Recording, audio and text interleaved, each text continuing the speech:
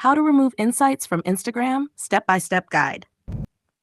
Welcome back to the channel. I'm Emily, and in today's quick tutorial, I'll show you how to remove Instagram Insights from your account in just a few easy steps. Let's get started. Step 1. Open Instagram. Grab your phone and launch the Instagram app.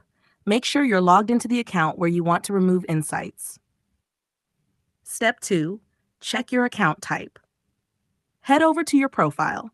If you see options like Professional Dashboard or Insights, that means you're using a business or creator account, and that's why you have analytics access. Step 3. Switch to a personal account. To remove those insights, you'll need to switch your account back to personal.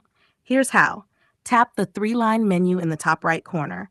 Scroll and select Creator Tools and Controls. Choose Switch Account Type. Then tap Switch to Personal Account. That's it. Once you confirm the change, your insights will be removed, and you'll no longer see the analytics on your posts or stories. Final thoughts? Simple, right? Now you can use Instagram without the extra business data. If this guide helped you, be sure to like, subscribe, and turn on notifications for more quick and useful tutorials.